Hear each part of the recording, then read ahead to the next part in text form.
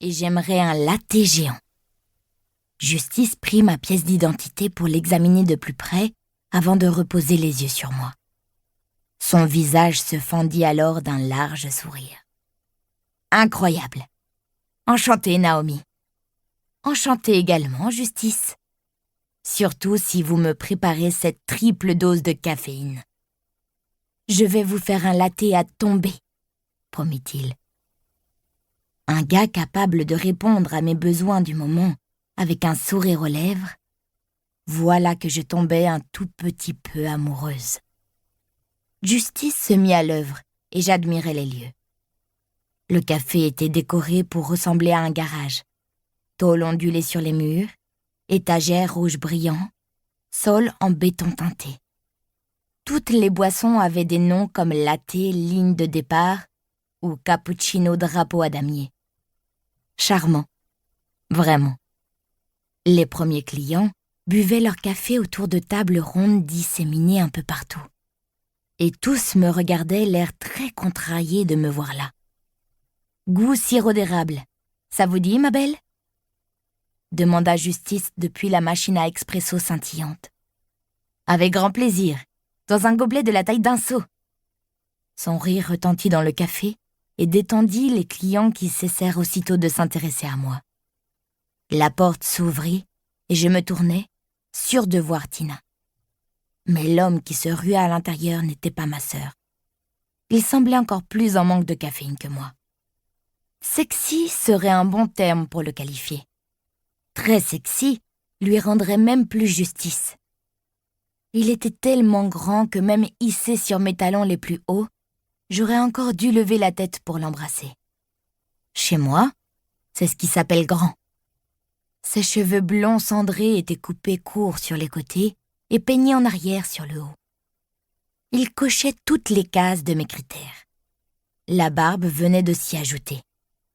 Je n'avais jamais embrassé un barbu, et j'eus soudain un furieux besoin de tenter l'expérience. Mon regard atteignit le sien, un bleu-gris froid qui m'évoqua le métal d'une arme à feu et les glaciers. Il avança droit vers moi, envahissant mon espace personnel comme s'il avait reçu une invitation. Quand il croisa ses bras tatoués sur sa poitrine, je laissai échapper un petit « Oh! Waouh !» Je pensais avoir été très clair, gronda-t-il. Hein ?» J'étais perdue. Il me regardait comme si j'étais la paria d'une émission de télé-réalité, ce qui ne m'empêchait pas d'avoir envie de le voir nu. Ma capacité de jugement n'avait pas été aussi altérée depuis l'université, sûrement à cause de mon épuisement et de mon état émotionnel. Derrière le comptoir, Justice s'interrompit dans la préparation de mon latte pour ajouter les deux mains. « Attends, » commença-t-il. « Ne t'en fais pas, Justice. Occupe-toi de mon café et moi je m'occupe de ce gentleman. » Les clients autour de nous reculaient leurs chaises pour s'enfuir. Certains avaient leur tasse encore dans la main. « Knox, ce n'est pas ce que tu penses, » lâcha Justice. « Je suis pas d'humeur à jouer aujourd'hui. Dégage !» ordonna le viking. Le dieu blond de la furie sexuelle baissa rapidement dans ma liste de sexitude. Je pointai mon torse avec mon pouce. « Moi ? J'en ai ma claque de tes petits jeux. Tu as 5 secondes pour décamper et ne jamais remettre les pieds ici. » Il s'approcha encore, jusqu'à ce que le bout de ses bottines frôle mes tongs. Bon sang! De si près, il semblait vraiment descendu d'un dracard ou du tournage d'une pub pour un parfum. Le genre prétentieux avec un nom pompeux qui n'a aucun sens style bête ignorante. Écoutez, monsieur, je traverse une crise personnelle et tout ce que je veux, c'est boire un café. Je te l'ai déjà dit, Tina.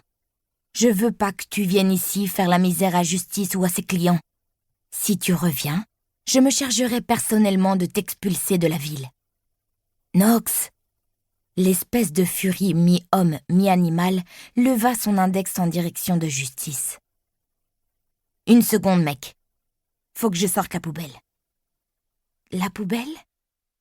répétai-je. Pour continuer à écouter ce livre audio gratuitement, cliquez sur le lien dans la description et vous pourrez l'écouter en entier sans frais grâce à l'essai de 30 jours d'Audible.